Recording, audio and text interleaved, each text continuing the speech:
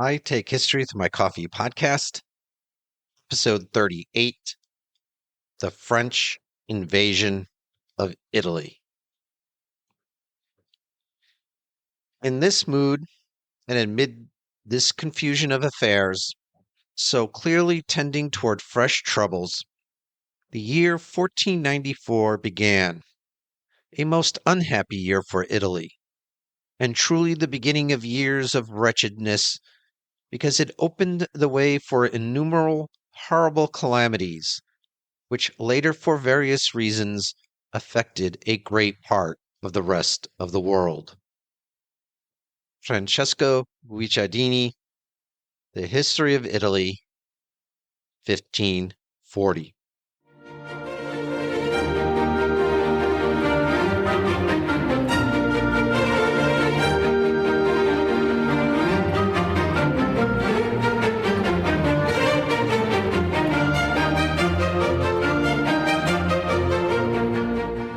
Welcome back to the I Take History with My Coffee podcast, where we explore history in the time it takes to drink a cup of coffee. There are two easy ways to support this podcast. One is to leave a review on Apple Podcasts or Spotify. Let others know that this is a destination for great historical content. But it takes time and effort to create and deliver great content.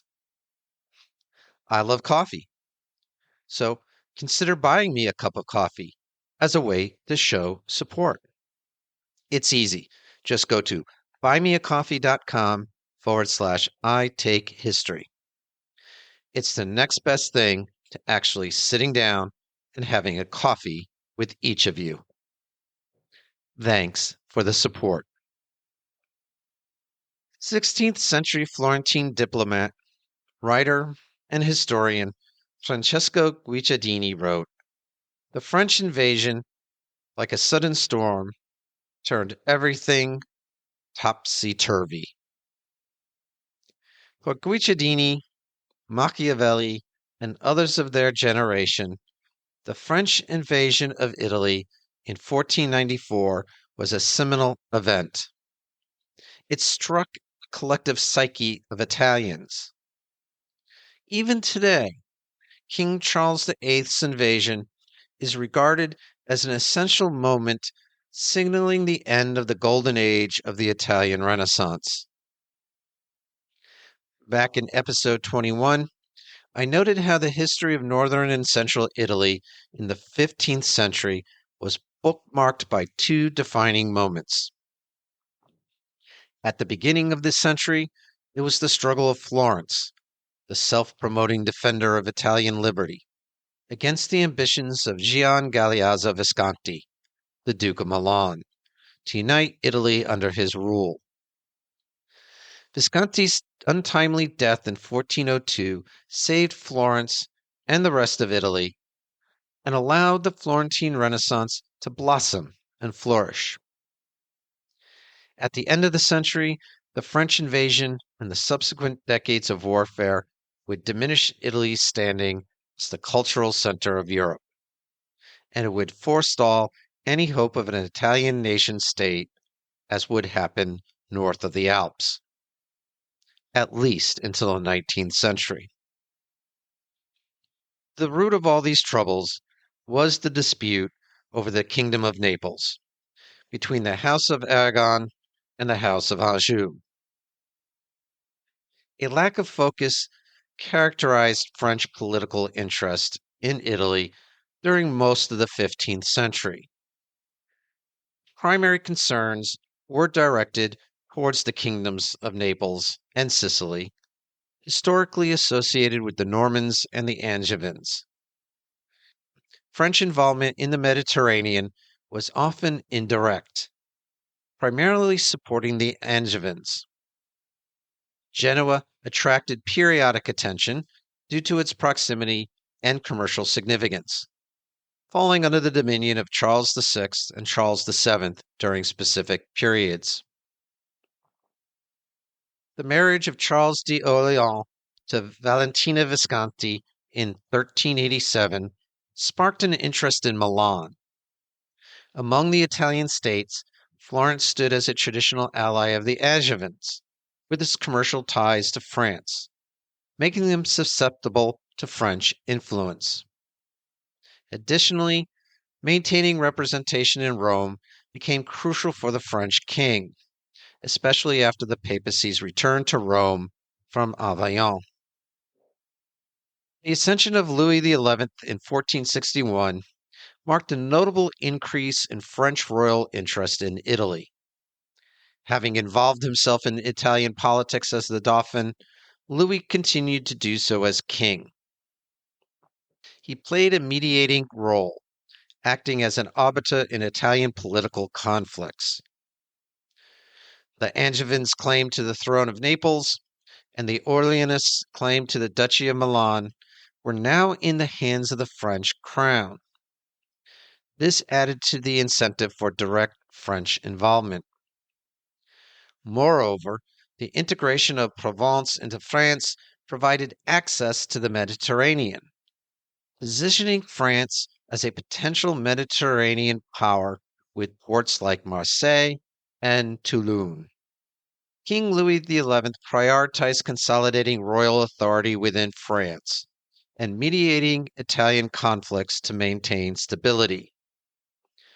But as we have seen, a mere suspicion of French involvement sent opposing factions to resolve their differences.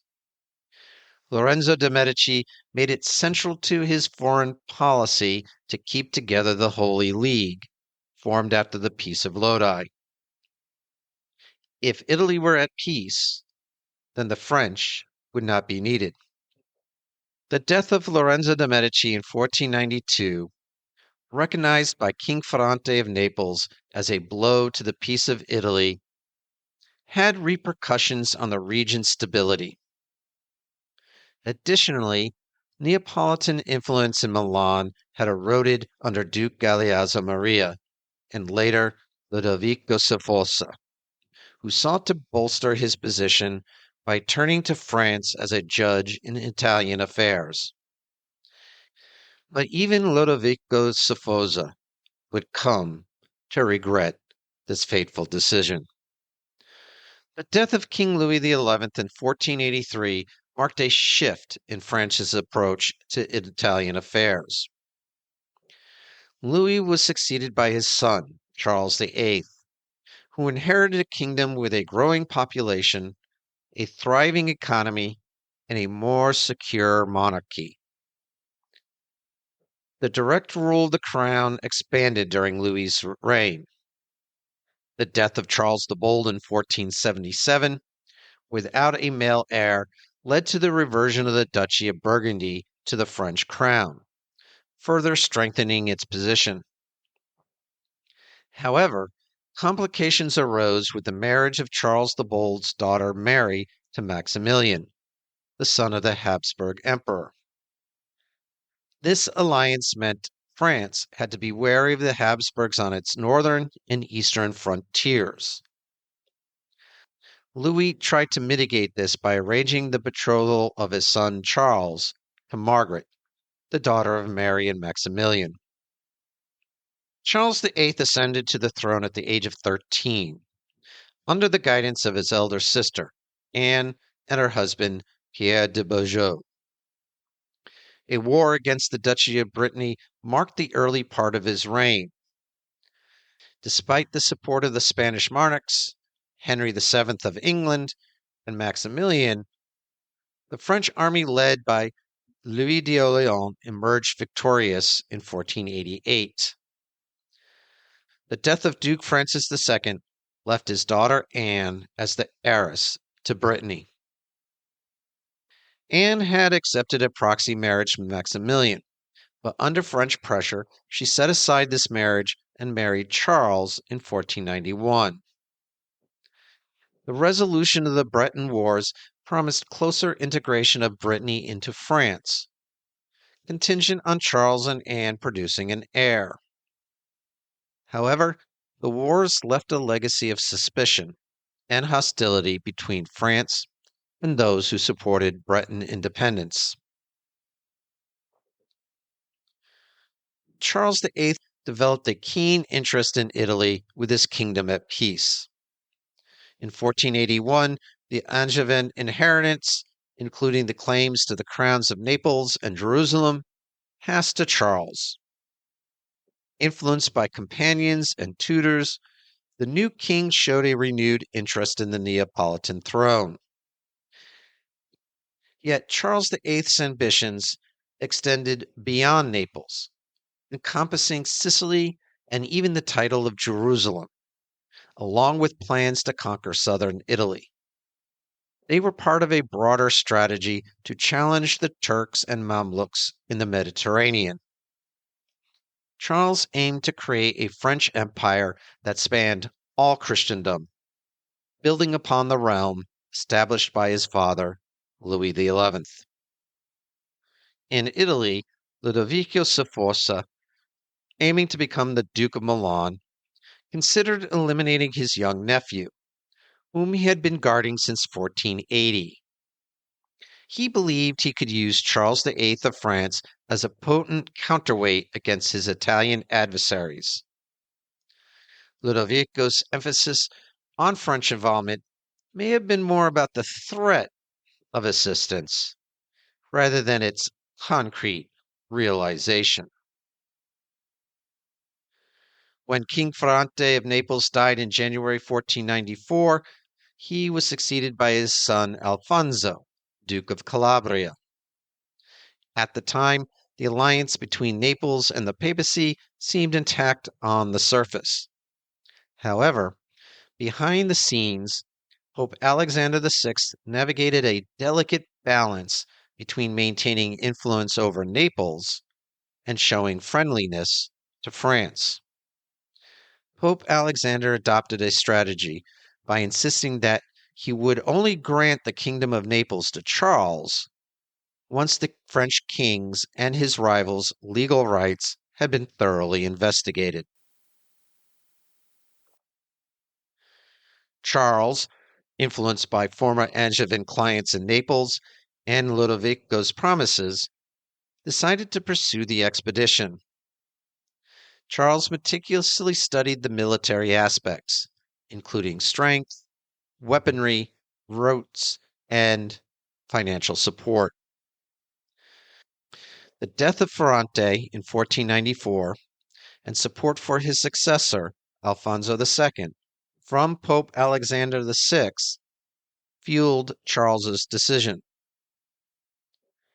Concerned about an Aragonese coalition, Ludovico offered troops and money to Charles to conquer Naples. Amidst the diplomatic and military activities, significant economic changes were underway.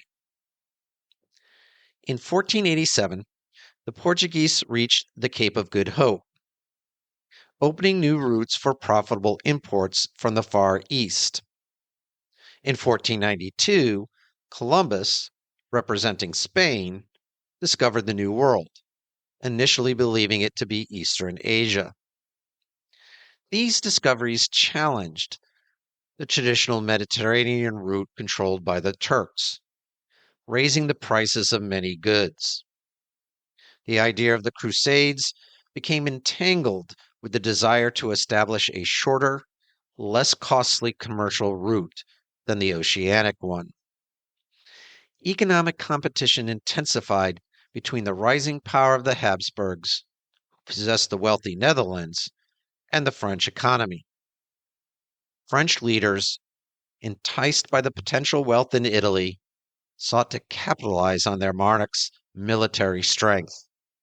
Italy was perceived as the most civilized region in Europe, encompassing culture, arts, economic wealth, technological advances, and diplomatic methods. Controlling Italy equated to controlling Europe. And France, confident in its renewed influence, aimed to capitalize on the instability in Italy by bypassing Louis XI's prudent policy of arbitration. Charles heavily taxed his kingdom to fund the expedition, assembling an army of 40,000 men, the most potent artillery in Europe, and a fleet of over 100 ships. Charles declared his intention to exercise his rights over the Kingdom of Naples. On March 13, 1494, in Lyon, Charles VIII assumed the title of King of Jerusalem and Sicily. Subsequently, on September 3rd, the French army crossed the border between the Dauphiné and Piedmont, marking a significant turning point in European history. Ludovico, who had initially supported Charles and facilitated French access to the port of Genoa, now grappled with the unexpected deployment of the full might of the French crown. He had anticipated a moderate French force and had yet to foresee Charles leading the troops personally. Italian miscalculations led them to think French intervention would be temporary. Ludovico's reasoning reflected this, as he sought to manipulate the situation by being proclaimed Duke of Milan 2 months after the French entered Italy and his nephew's death. The initial resistance against the French invasion in Italy focused on the strategic importance of achieving a naval victory off Genoa to block French access and prevent the landing of unfamiliar field and siege artillery. Alfonso II's attempts, through his brother Federico, to establish a presence on the Genoese coast failed, leaving the way clear for the advancing French army. By September 1494, the French forces, including the formidable Swiss infantry, were steadily progressing southward. Guicciardini noted that the strength of the French army lay not only in its size, but also in the quality of its troops. The disciplined and tactically effective French soldiers stood in contrast to the reputed fickleness and lack of commitment among Italian troops led by mercenary captains. Charles chose to take a western path through Italy. Gilbert de Montpensier led the advance guard over the mountains towards Tuscany, followed by Charles. Piero de' Medici, son of Lorenzo de' Medici, seeking to consolidate his authority, left Florence to negotiate with Charles. On October 30th, Piero agreed to surrender Sarzana, Pietrasanta, Pisa, and Livorno for the duration of the Neapolitan expedition, despite the lack of authority from the Florentine councils. We'll be examining the fallout of this decision in an upcoming episode. Upon entering Pisa, recently occupied by French troops, Charles was enthusiastically received. Pisans, seeking liberation from Florentine control, interpreted Charles's consent as a promise to safeguard their independence. This move inadvertently weakened Piero de' Medici's position in Florence, leading to his forced departure. As Charles entered Florence triumphantly, negotiations unfolded. Florence accepted the temporary loss of fortresses, including Pisa. The agreement, signed on November 25th, formalized Florence under Charles's protection, restoring merchants' privileges in France. Charles left Florence on November 28th, continuing his journey southwards. As the French forces moved into the Papal States, the Pope was in a precarious situation. The situation reached a turning point when Charles entered Rome. His arrival was marked by a show of military might, and he took up residence in the Palazzo San Marco. Despite initial reluctance, Alexander VI eventually agreed to meet with Charles, leading to an agreement that addressed several key demands. Charles secured the release of the captive Turkish Prince Jem, aligning with the overarching crusade narrative behind his expedition. But most of all, the Pope promised the crown of Naples to Charles. With the French advancing towards Rome, Ferrandino, Alfonso II's son, was unable to resist their approach and retreated with his troops. After winter passed, preparations were made for the final assault on Naples. Alfonso II of Naples, seemingly acknowledging the futility of resistance, abdicated the crown. He passed it on to his son and retreated to Sicily, spending his remaining days in a convent. In late January, Charles encountered minimal resistance as the territories along his route to Naples remained relatively passive. As Charles moved southward, instances of ruthless reprisals marked the campaign. Such brutal actions served as a deterrent, discouraging other regions from resisting the French onslaught. The French army's rapid advancement and internal dissent among Neapolitan commanders led to the surrender of critical towns like Capua. On February 24, 1495, Charles VIII triumphantly entered Naples. Although Charles's entry into Naples seemed triumphant, his position was not as secure as it appeared. The vastness of the Kingdom of Naples posed challenges, and attempts to persuade Ferrandino and his uncle Federico to relinquish their claims to royal status were politely refused.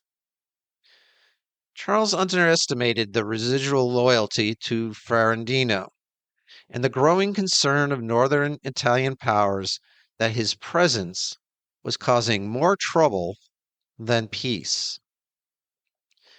During the winter, Charles was keenly aware of diplomatic activities aimed at forming a coalition against him. The driving force behind this coalition was King Ferdinand of Aragon, of Ferdinand and Isabella fame, who, alarmed by events in Italy, initiated talks for an anti-French alliance with Venice.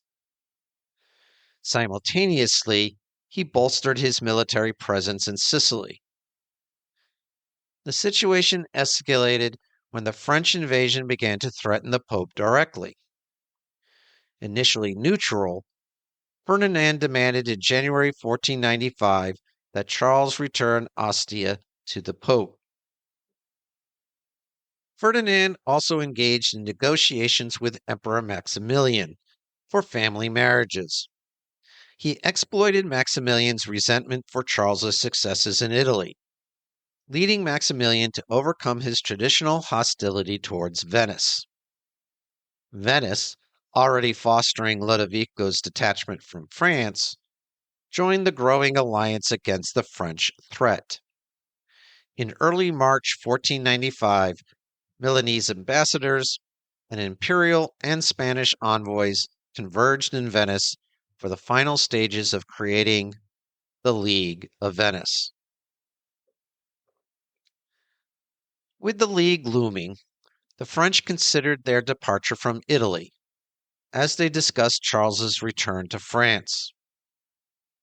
Charles lingered in Naples for an additional 6 weeks, indulging in the pleasures of the Neapolitan spring. While Charles displayed goodwill towards his subjects, French arrogance hurt the pride of the Neapolitan nobility. French nobles focused on turning their privileges into cash and intended to avoid settling or establishing lasting connections in the kingdom, causing disenchantment among the Neapolitans. Charles formally presented himself as a sovereign to the people on May 12th, making a ceremonial entry into the city. Despite the grandeur, it was not a coronation, as Charles needed papal investiture.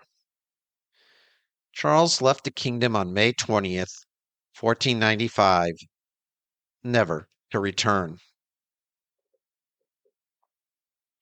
Charles VIII left Naples with some troops, leaving a significant force under Gilbert de Montpensier in Italy.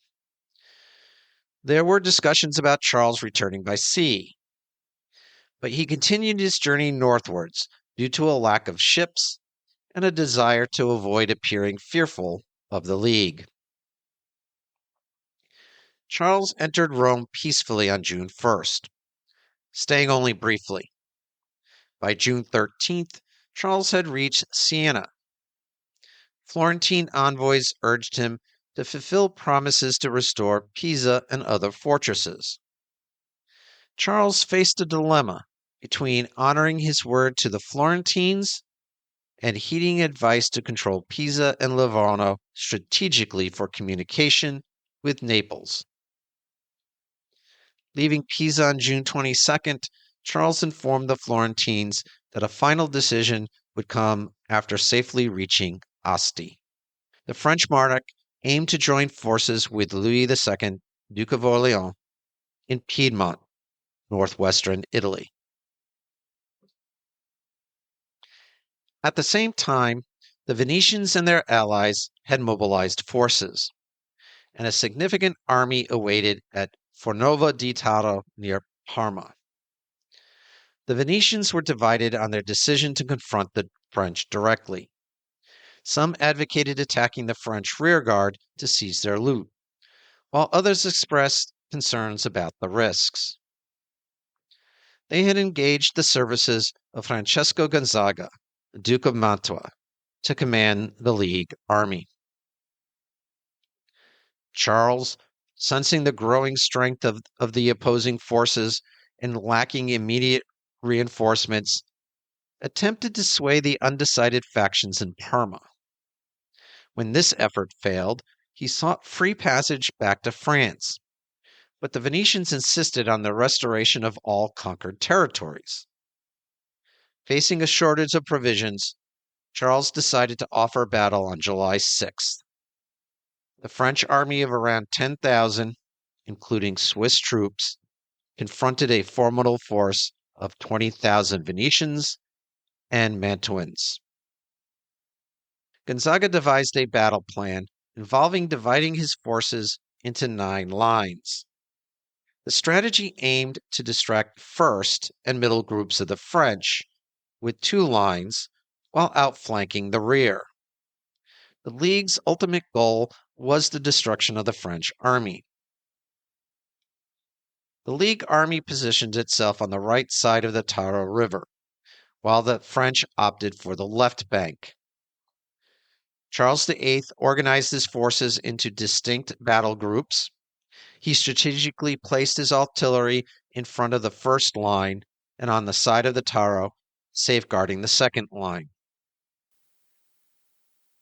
The French initiated the battle with an artillery bombardment, aiming to inflict maximum casualties. Subsequently, they charged with heavy cavalry, quickly disrupting and scattering the disorganized Italian ranks in minutes. Interestingly, the artillery on both sides proved relatively ineffective, with fewer than 10 men estimated to have been killed by cannon fire among the French and Italian casualties. However, the psychological impact of the French guns left a lasting impression. After an intense 1-hour engagement, marked by fierce fighting and putting the king in significant jeopardy, the Italians eventually retreated across the river, allowing the French to regroup and resume their march. Despite both sides laying claim to victory, the French suffered losses, including the abandonment of their baggage containing over 300,000 ducats worth of booty, ultimately withdrawing from the battlefield. On the other hand, While inflicting severe casualties, the Italians failed to halt the French advance. Notably, the battle predominantly featured heavy cavalry, with the Italians not effectively leveraging their numerical superiority. Following the Battle of Fornova, the French moved methodically, with the League's army trailing behind, both sides avoiding a second confrontation. Charles marched into Lombardy before returning to France. After Charles's departure, Ferrandino's return to Naples was aided by Spanish troops and a popular uprising. Despite these successes, the French still held parts of Naples, leading to a civil war.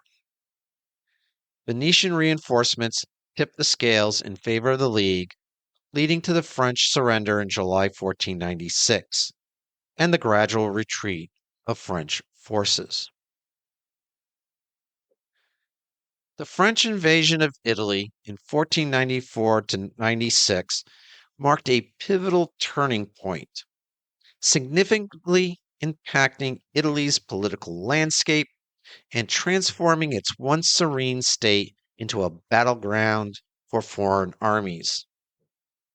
The broader implications of these events included international interest in Italian affairs and concerns about the effectiveness of traditional Italian military customs against evolving French and Spanish tactics. Little did the Italians of 1496 anticipate the decades of warfare ahead, shaping the course of Italian history. However, the French invasion also created broader contact between Italian humanists and the rest of Europe, helping to spread the ideals of the Italian Renaissance north of the Alps. In the next episode, we return to Florence to see how the French invasion impacted the city. As always, maps and other supporting resources for all episodes are listed in the episode description. In the meantime, for more historical content, please visit the I Take History with My Coffee blog at itakehistory.com and consider liking the I Take History with My Coffee Facebook page. Feedback and comments are welcome at itakehistory@gmail.com, or you can leave a review on Apple Podcasts or Spotify. You can also support this podcast by buying me a coffee at buymeacoffee.com/itakehistory. If you know anyone else who would enjoy this podcast, please let them know. And thanks for listening.